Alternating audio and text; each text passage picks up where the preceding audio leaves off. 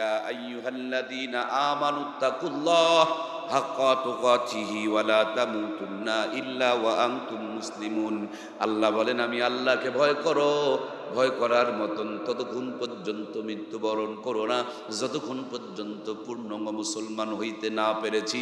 আমরা সবাই আল্লাহকে ভয় করি, কিন্তু ভয় করার মতন ভয় করি না। যদি ভয় করার মতন ভয় করতাম, আমাদের দ্বারা একটাও কোনো গুনার কাজ, পাপের কাজ, অন্যায় কাজ, খারাপ কাজ কোনোদিন হইতো না, ঠিক কিনা? এখানে যদি এমপি সাহেব থাকে, বলুন তো এমপি সাহেবের সামনে দাঁড়িয়ে প্রস্রাব করতে পারবেন কয়জন? পারবেন নাকি?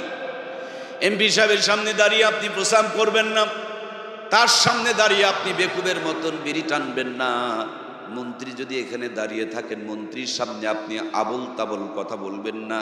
আমার ভাইরা, এমপির ভয় আছে, মন্ত্রীর ভয় আছে, চেয়ারম্যানের ভয় আছে, পুলিশের ভয় আছে, চৌকিদারের ভয় আছে, তার জন্য তাদের সামনে আমরা কোনো অন্যায় করি না। এই ভয়গুলো সব যদি এক জায়গায় করা হয়, আমার আল্লাহর ভয়ের একচুল পরিমাণ, তিল পরিমাণ হবে না। ওই আল্লাহর ভয় যদি কোনো মানুষের কলেজায় ঢুকে যায়, ওই মানুষটার দ্বারাও কোনো অন্যায় হইতে পারে। ফজরের নামাজ পড়ে জমিনে যখন আল কাটতে যাই, জমিনের আল কাটি না আমরা, ওই আল কাটার সময় যদি মাথায় আল্লাহর ভয় তার জাগ্রত হয়, বলুন তো দেখি মানুষের দিকে কি জমিনের আল ঠেলে যেতে পারে? দোকানের শাটার যখন খুলবে, খোলার পর যখন বিসমিল্লাহ বলে ব্যবসা শুরু করে দিবে, ওই মুহূর্তে তার কলেজায় যদি আল্লাহর ভয় থাকে, নেওয়ার সময় বেশি আর দেওয়ার সময় কম, এরকম বাটপারি কি কোনো দোকানদার করতে পারে?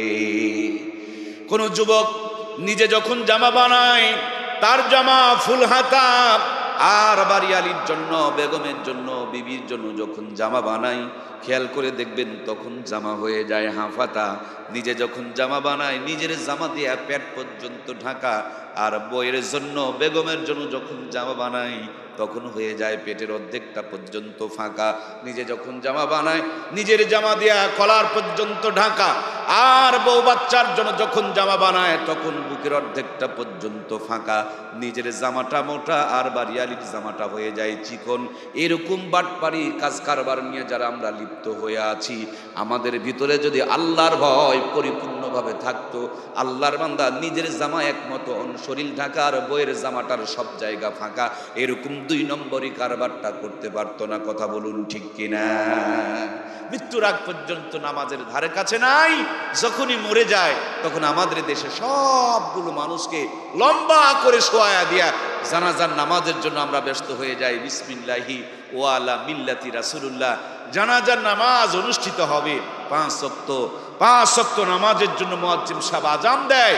মুসলমানের কোনো অনুভূতি নাই, ফিলিংস নাই। আর জানাজার নামাজে লোকের আর কোনো জায়গা হয়? 3 জন ব্যক্তি যদি জানাজা নামাজ আদায় করে, সবার হক আদায় হয়ে যাবে। কিন্তু ফজরের নামাজ সবাইকে পড়া লাগবে কিনা? আমার প্রিয় ভাইয়েরা, জুমার নামাজে মুসল্লির জায়গা হয় না, কিন্তু খেয়াল করে দেখবেন ফজরের নামাজের সময় একামত দেওয়ার জন্য লোক খুঁজে পাওয়া যায়। জুমার নামাজটা কার জন্য বলুন না? জুমার নামাজ কার জন্য আর ফজরেরটা কার জন্য? জুমার নামাজের চাইতে ফজরের নামাজের দাম কম নাকি? জানাজার নামাজের চাইতে জোহরের নামাজের দাম কম নাকি? আমার প্রিয় ভাইয়েরা, যে জিনিসের বেশি দাম সে জিনিসের কাছে আজকে জাতি নাই, আর যেটা ফাও সেই ফাও নেওয়ার জন্য জাতি আজকে পাগল হয়ে যাচ্ছে। কথা বলুন ঠিক কিনা? এজন্য প্রিয় ভাইয়েরা আমার, আল্লাহ তাবারক তাআলা ইসলামের বুনিয়াদি রুকন দিয়েছেন 5টা। তার প্রথমটা হলো কালেমা লা ইলাহা ইল্লাল্লাহু মুহাম্মাদুর রাসূলুল্লাহ। আর 2 নম্বর রুকুনের নাম হচ্ছে নামাজ। আল্লাহর হাবিব নামাজের কথা 6,500 বার বলেছেন। আর আমার আল্লাহ তাবারক তাআলা পবিত্র কোরআনুল কারীমের ভিতরে এই নামাজের আলোচনা 82 বার করেছেন। জোরে বলুন সুবহানাল্লাহ। যেই জিনিসের যার কাছে যত বেশি গুরুত্ব, ওই মানুষটা দেখবেন সেই জিনিসের আলোচনা তত বেশি করেন।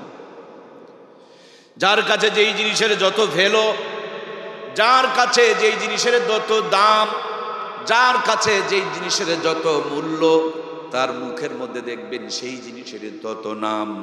আমার আল্লাহর কাছে নামাজের অনেক দাম, একবার বললে নামাজ ফরজ হয়ে যেত। ৮২ বার নামাজের কথা বলে আল্লাহ নিজেই প্রমাণ করেছেন নামাজের সেইটা আল্লাহর কাছে কোনো দামি আর ইবাদত নাই। সুবহানাল্লাহ। নবীজি যখন দুনিয়াতে আগমন করেন, যেই ঘরে আগমন করেছিলেন সেই ঘরে নবীজির ফুফি আম্মা ছিলেন, তিনার নাম হযরতে সুফিয়া।